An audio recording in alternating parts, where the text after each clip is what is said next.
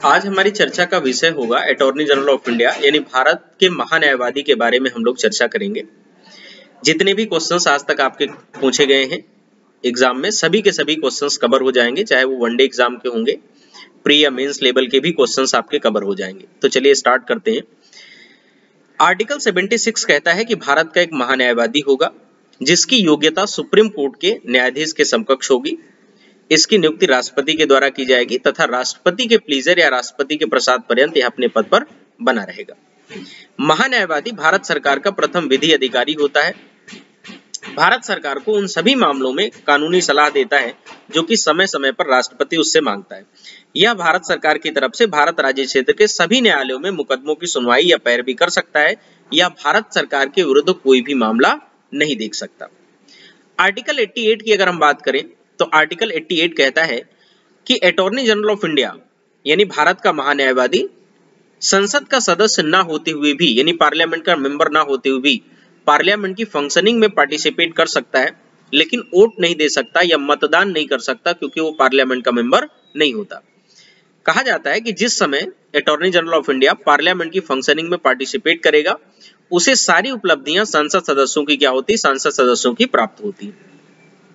Attorney general of India के अलावा अगर अटॉर्नी जनरल ऑफ इंडिया का कार्यभार बहुत बढ़ जाए तो राष्ट्रपति सॉलिसिटर जनरल या अतिरिक्त महान्यायवादी की क्या कर सकता है, अतिरिक्त महान्यायवादी की नियुक्ति कर सकता है। लेकिन दोनों में अंतर क्या है, ध्यान दीजिएगा। सॉलिसिटर जनरल ऑफ इंडिया विधि अधिकारी नहीं होता, इस बात को ध्यान रखेंगे।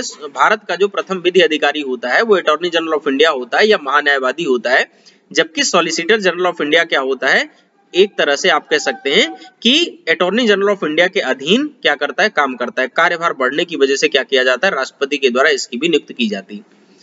अटॉर्नी जनरल ऑफ इंडिया का पद भारत ने कहां से लिया है, तब आपको ध्यान रखना है। अटॉर्नी जनरल ऑफ इंडिया का पद भारत ने इंग्लैंड से लिया है, लेकिन इंग्लैंड का जो विधि मंत्री होता है वही वहां अटॉर्नी जनरल का काम भी करता है। लेकिन भारत में यह पद क्या है, भारत में यह पद अलग से बनाया गया है और कहा जाता है कि इंग्लैंड में वो पद राजनीतिक है, जबकि भारत में यह पद क्या है, भारत में यह पद कानूनी है। अगर हम बात करें भारत के पहले अटॉर्नी जनरल ऑफ इंडिया कौन थे, तब आपको ध्यान रखना है MC सीतलवाड़ थे, जिनका कार्यकाल 1950 से लेकर 1963 तक था।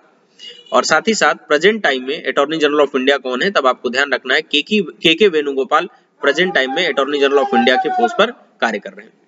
एक क्वेश्चन और कभी कभी पूछा जाता है कि क्या अटॉर्नी जनरल ऑफ इंडिया संसद की किसी समिति का सदस्य बनाया जा सकता है, तो आपको ध्यान रखना है अटॉर्नी जनरल ऑफ इंडिया या भारत का महान्यायवादी संसद की किसी समिति का भी सदस्य बनाया जा सकता है। तो जितने भी इंपॉर्टेंट क्वेश्चंस थे जो कि आप अलग अलग जगह से ढूंढ के पढ़ते हैं वो सब एक जगह आप सुन सकते हैं और आप लिखना भी चाहें तो उसको लिख भी सकते हैं।